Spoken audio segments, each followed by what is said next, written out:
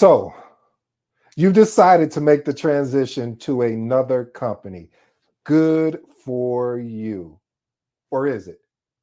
Listen, family, the information in today's episode, I really truly mean this when I say I wish I had someone that was giving me this information I'm about to give you today. I'm not trying to overhype the information, this episode today. I'm not trying to overhype it. I'm being so sincere when I say today is one of those episodes you want to save.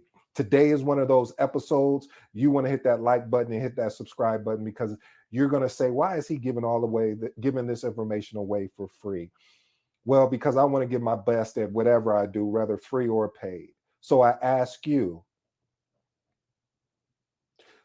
if you trust us, this is not going to be your average, boring resignation advice. Send a resignation letter.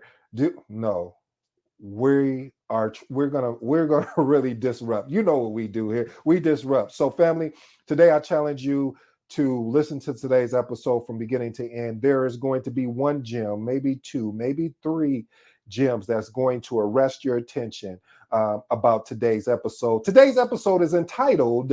Oh, I forgot to introduce myself. I go by the name of ED. For all you smart and intelligent folks out there, listen, that just simply means Ed. I have an 8-point framework, and these 8 points, my goal, my mission is to unpack today's episode, which is entitled How to Resign from a Project Management Job. Again, how to resign from a project management job. This came about. I was reading I hope you don't mind if I share this story with you real quick. I was reading through some information and it came up in my feed. And in my feed, it kind of caught me off guard because it didn't explain what I'm about to articulate here right now. The headline just said help. And I'm like, what is this about? So I opened it up, check it out. And it was funny because I shared a similar story and I said, what if I brought this to the family and I shared with them and then gave them resources how to effectively move forward if you make that decision. And what I learned about the story that I was reading, the story from a high level family, it was talking about, hey, I'm making the transition from this current project management role to another, and I have another opportunity, project management opportunity with another organization. However, my manager has made a decision not to allow me to let anyone else know or let the contractors and let the vendors know that I'll be leaving. And this person was confused, like, why would they do that? Well, today, I got you covered because I'm going to answer that question. Let's get into point number one. Be certain about your decisions. Again, be certain about your decision. We always talk about making decisions, not choices. We always talk about it's better to decide than have a whole bunch of choices because it doesn't help anyone. Reason why I say be certain about your decision, family, because it is an important decision. You want to do. I'm not trying to make you afraid or scared. I want to put the information in front of you, and then we're going to talk about how we combat that. So before you resign, ensure that you've thoroughly considered your reasons for leaving and that you're confident in your decision. Here's an actionable step for you. Reflect on your career goals, your work satisfaction, and your personal circumstances to confirm that resigning is the best choice for you. I've seen people that has made this choice and not the decision about leaving an organization. And you can tell the people that made the choices because they didn't do their homework. They didn't say, well, okay, how is it going to impact this? Meaning, hey, if I go to a new role, all right, how long before I get my first check-in, and am I comfortable enough to be able to handle that while I'm waiting? I'm not talking about something I heard. These are actually some of the experiences that I lived through. So that's why I want to make sure, family, my very first point is ensuring before you make that leap, before you make that jump, before you make that decision, not choice, that you understand that you've done your homework, your due diligence effectively. Again, family, quick plug right here. Saturday, May 4th, 2024. Again, Saturday, May 4th.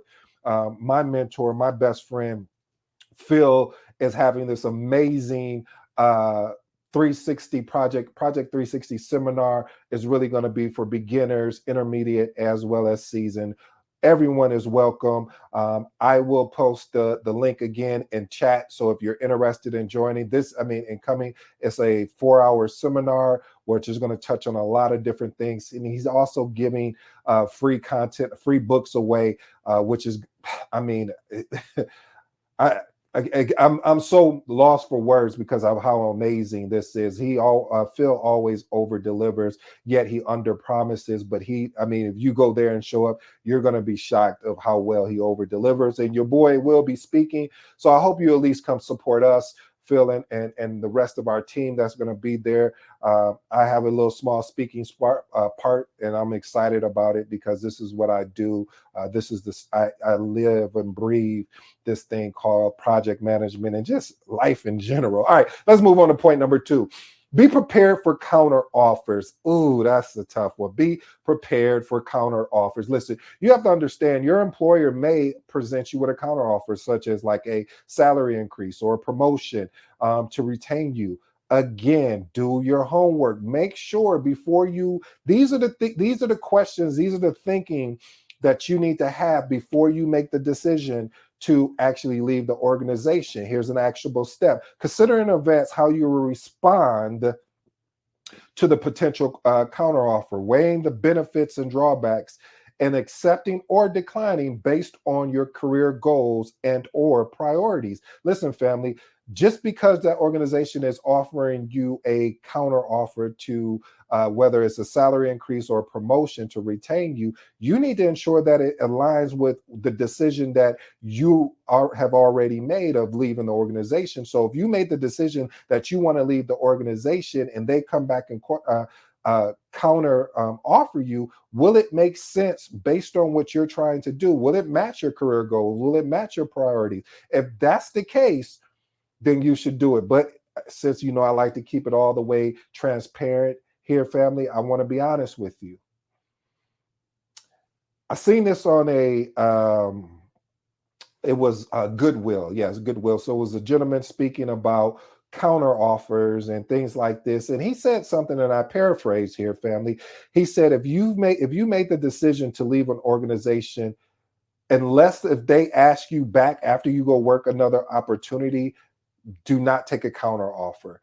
And at first when he said it, I was confused. I was like, what do you mean don't take a counter offer? The organization, I'm already know everybody here. Why wouldn't I take a counter offer? These are the questions that are running through my mind, family. And what he said was so prophetic. I mean, it was I was like, wow. And it was so simple because he was like, listen, if you decide to do that, right? And I want you guys to work with me and think with me on this one, family. I would love to get your guys' thought on this statement. He said, if you decide to take that salary increase or promotion and stay with the organization may be thinking a couple things. Maybe one, hey, they may leave again, and then they may expect a counter offer again because they're leaving. Or two, well, when they got to make decisions on who do we keep, who do we retain, and who do we let go during layoffs, you may be on that list because of the fact that you were going to leave anyway, so they're just helping you out the door. So I wanted to give you all of that just so you can think through it. That's why I said think in advance.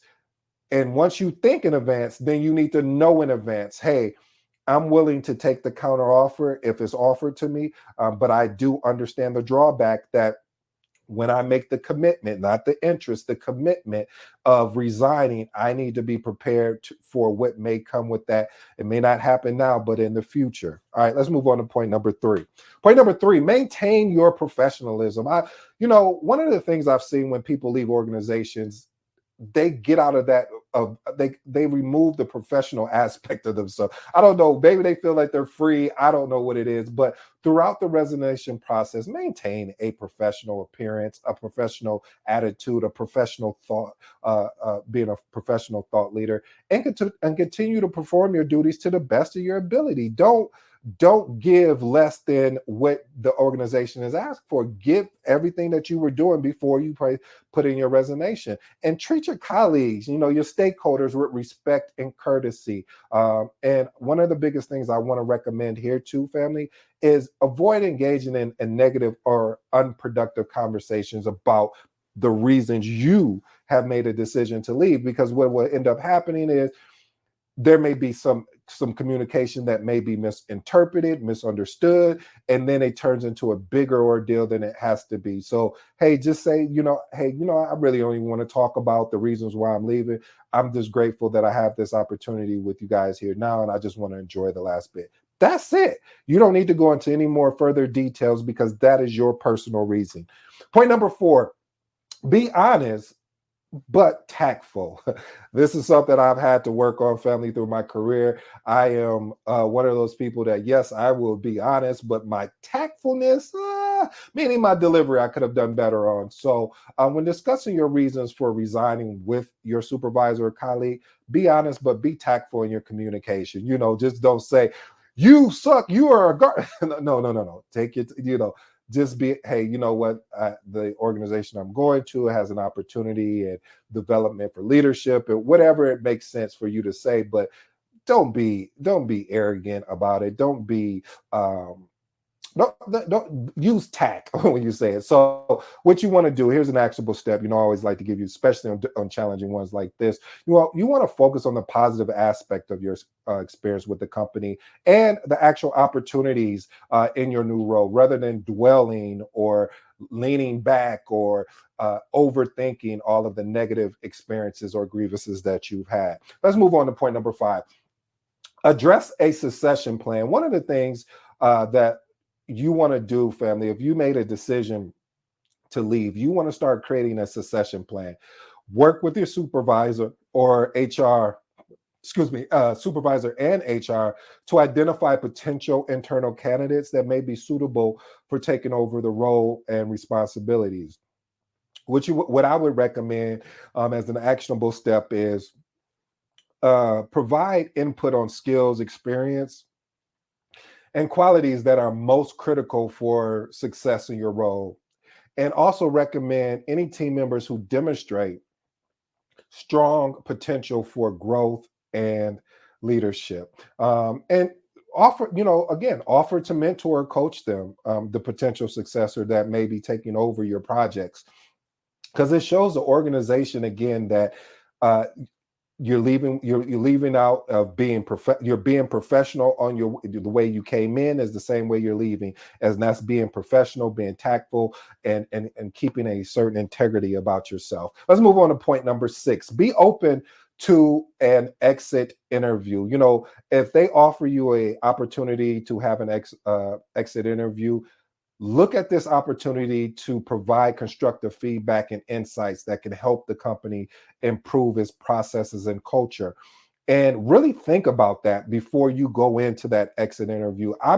If it's me, I would probably have some points down, so that way I don't get I won't get emotional in my responses, meaning it would be more strategic and tactful, as well as I will have a strategy that will allow them that they could even take for it. So they understood that I just didn't write down anything. I said this was the problem, and I provided 3 to 5 recommendations of how to fix that particular problem. So you're providing solutions. You're not going in there trying to beat them down, say this is a terrible organization. No, because it doesn't matter where you go. Every organization is going to have I'll call them their areas of opportunity per se. So prepare for the exit interview, reflecting on your experiences, and again, identify the areas of strength and opportunities and improvement.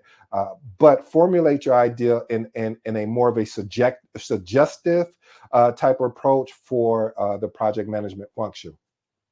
Point number 7, maintain confidentiality. Family, we have to understand, you want just like how you want your privacy or your business respected. This is you need to respect the confidential.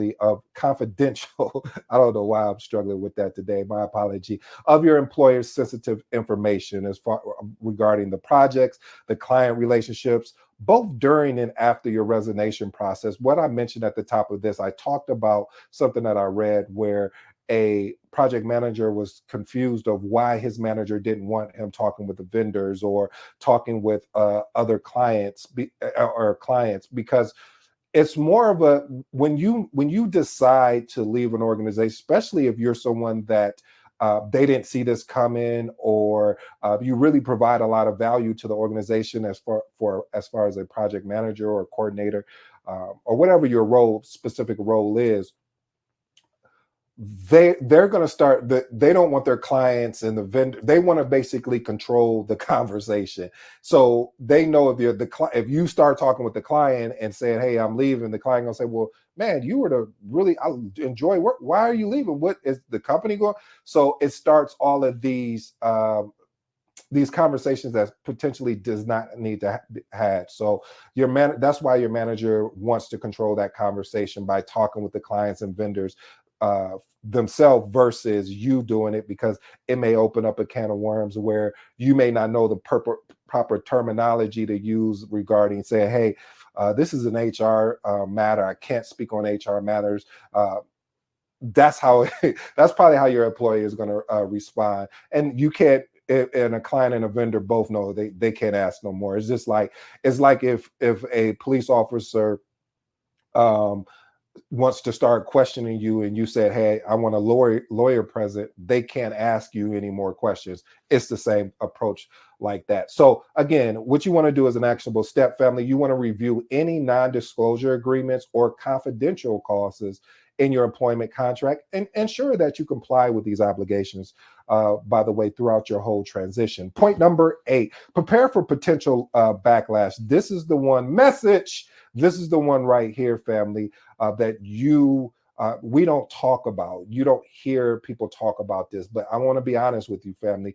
And a lot of this is not intentional. What do you mean by that, ED? Well, some of your colleagues or stakeholders, they may react be very negatively about your resignation, particularly because it's going to either add more workload to them, or it's gonna disrupt them in some form or fashion. And so because it's going to disrupt them, it's like, man, can you just stay an extra month? Or so it's going to be things like that. So I just want you to be cognizant of it, be aware that anticipate potential sources of backlash and develop a plan for addressing these too, these negative reactions or comments, because if you don't, then it's going to be more reaction versus you already have a proactive response to everything. All right, here's one of my bonuses. Set boundaries for your remaining time. What do you mean by that? Listen, you want to be able to establish clear boundaries for your workload and availability during your remaining time with the organization. Reason why you want to do this, family, is because you're going to have a lot of obligations, making sure that the transition this is if you really care, but I think you do because you wouldn't be listening and watching this, is that you want to prepare this to have the next person step in and have success. And by communicating your boundaries and expectations, we always talk about frustration comes from the lack of expectations to your supervisor and team. Emphasizing your commitment to a smooth transition will be well received and well respected. Here's the last and final one. Message. If you work in the field where I've worked in, which is either IT or cybersecurity or informational security, with either one, there's some organizations that will allow you to work out if you say, hey, you put it in a 2-week notice. But there's some out there that, which is this bonus, be prepared for immediate exit. This has happened to me a couple times, and because I put my resignation in, and the next day they came to me and was like, hey, you don't have to work the full 2 weeks. We just need a day or two just so we can get all your files and understand what is what. Hey, no problem. Don't get upset about this. Don't feel like it's something personal. What it is saying is because they may have had cases or situations where I'll say negative employees took it upon themselves to try to do something to the organization, especially in IT, because if you have access to a lot of different things, they want to cut those access off immediately because they don't want you to do something that that may set them back even further. So, or tamper with something that you have no business tampering with because you have the access. So again, have a plan in place for this as well. If you decide to, once you make the decision that you're leaving, if you work on site, I would say slowly but surely start taking, if you got things all in your desk and everything, you might want to just take all of that home, because as soon as you put that notice in, they may just say, hey, you know what, uh, we're gonna let you go. You don't have to work the full 2 weeks. We're gonna make do with what we have. So be prepared for this. It's nothing personal, again, because it's just unfortunately that somebody before you have messed it up, where you could have had the opportunity to work with somebody and downloading the information that with regards to what's going on in the project and connect. You may not get any of that, so just be prepared for that. Here's my closing remarks, family. I have 3 of them, as you know. um, you want to ensure that you're prepared for the potential backlash. I said that again. I said that earlier because a lot of times people don't plan for how they're going to respond from the negative backlash of them deciding to leave an organization. Point number 2, be certain about your decision. Family, I've seen it time and time again of project managers leaving one organization to go over to another, thinking that as they'll say, or the cliche that the grass is greener on the other side. They get over there, it's like, what was I thinking? I wish I could come back. And so I just say to you, family, just make sure that you went through all of the variables of what could and can't happen, and you've made a solid decision and not a solid choice, because that's going to be important. And then I'll probably say my last and final point is, and what I just touched on, is be prepared for an immediate exit. Again, if you work in the IT or informational security, you'll probably see more of that versus if you're working in accounting or some of those other, because I don't know much about that, but I know for a fact when it comes to IT as well as informational security, that yes, they want to get you out, because again, it's not what you did, it's what some people before you done, is where they messed it up in a way where if they don't get you out of there and you actually do something, or something accidentally happened, you will be the first person they blame, unfortunately. Well, family, I hope you enjoyed today's episode. I go by the name of D.